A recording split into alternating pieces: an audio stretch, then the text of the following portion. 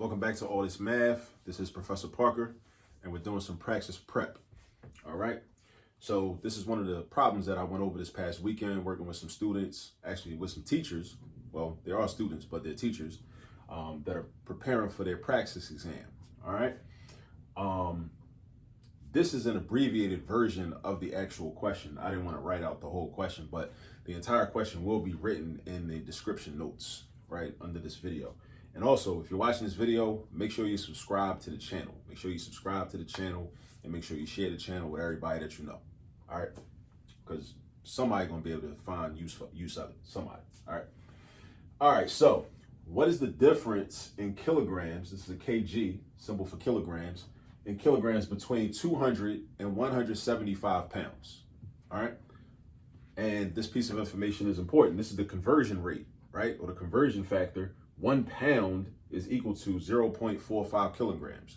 So every pound is equal to 0.45 kilograms. Okay? So we're trying to find out what's the difference between this weight and this weight, but not in pounds though, in kilograms. Now, first off, the difference is the result you get when you subtract a number from another number. All right? So that means first we need to subtract 200 minus 175. That's the first thing we need to do. So we need to do 200 minus 175.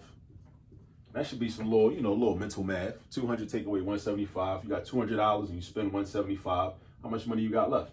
You got $25 left. So 200 pounds, the person was 200 pounds and they want to lose, they want to get down to 175 pounds. That's what the problem talks about, the original question. That means they will have lost 25 pounds. So this person wants to lose 25 pounds, right? All right, now, but we want to know, what is this amount of pounds in kilograms? What is this amount of pounds in kilograms? So when we see a question like this, where we're given a certain quantity in a certain unit, and we're trying to convert it to another unit, this is a proportion question. This is called a proportion question. Now, what is a proportion? Let me write that word down. Proportion. A proportion is when you have one fraction set equal to another fraction, and you may have a missing value in there, so that makes it an equation. It's one way of writing an equation where you got one fraction equal to another fraction. One fraction equal to another fraction. That's basically what a proportion is. Okay? Now, what is my proportion going to look like? In this particular problem, since I know that 1 pound is equal to 0.45 kilograms, or I can think of it as there's 1 pound in 0.45 kilograms, right? I can think of my proportion like this. Pounds over kilograms is equal to pounds, that's a B, not a 6, so it's not 16, over kilograms. Pounds over kilograms is equal to pounds over kilograms. So now what I got to do is I got to replace these symbols, these unit symbols, with numbers. So if I know from the beginning that 1 pound is equivalent to 0.45 kilograms, I can replace this symbol with a 1 because there's 1 pound inside 0.45 kilograms. And we can think of it that way. There's 1 pound in 0.45 kilograms. So I can replace that with 0.45. And then I write my equal sign, and then I'm going to use this fraction to include my missing information. So I do know that we're dealing with 25 pounds, but what I don't know is how many kilograms, or I want to know how many kilograms 25 pounds is in, or how many kilograms 25 pounds is equal to. I know that 1 pound is equal to 0.45 kilograms, but I don't know how many kilograms 25 pounds is equal to. So I use the second fraction for that. So I replace pounds with 25, and I replace kilograms with a variable. I replace kilograms with a variable. The variable is X. All right? Now, you can use any variable you want. The variable is just a letter. Typically, we use letters from the English language, but you can use any letter or any symbol you want. All right?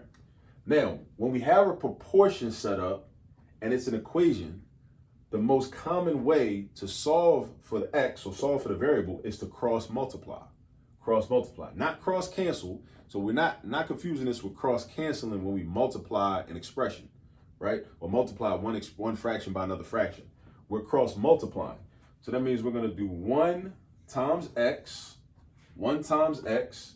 The product of this diagonal is x, because 1 times x is just x. You write that product down on one side of the equal sign. Then you write your equal sign. Then you do the other diagonal. 0.45 times 25. And that's going to be my answer. The product of these two numbers is going to be my answer. That's going to be the answer to this question. That's going to be what 25 pounds is equivalent to in kilograms. So all I got to do is multiply 0.45 times 25. And I believe that the answer is 11.25. This is a calculator question. You would just do 0.45 times 25, and you would get 11.25 kg, which stands for kilograms. All right? So that's the difference. That's the difference in kilograms between 200 pounds and 175 pounds. So we know that the difference in pounds is 25 pounds, or just 25. But what you're being asked to do is make the conversion. You're being asked and you're being challenged or tasked with converting pounds to kilograms. And when you want to convert pounds to kilograms, you use a proportion. So pounds over kilograms is equal to pounds over kilograms. Okay? Replace the symbols with your numbers, 1 over 0.45, and then we got 25 over an unknown, which is x. And then in order to simplify the equation, you cross multiply. 0.45 times 25 and 1 times x. 1 times x is x. 0.45 times 25 is that. And you simplify by doing the multiplication, you get 11.25 kilograms.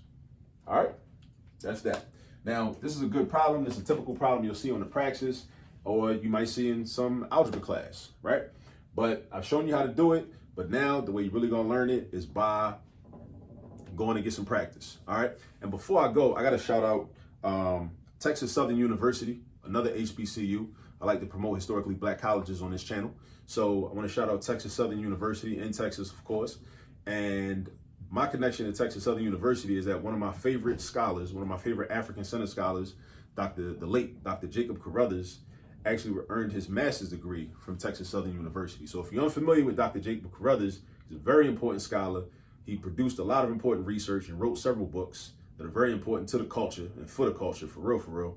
So check out Dr. Jacob Carruthers, Dr. Jacob Carruthers and his work and some of the organizations that he was involved with. All right. And also while you're with that, go practice some more examples like this, proportion problems. All right. Go find some examples online and get some practice. All right. And I'll catch up with you on the next video. Peace.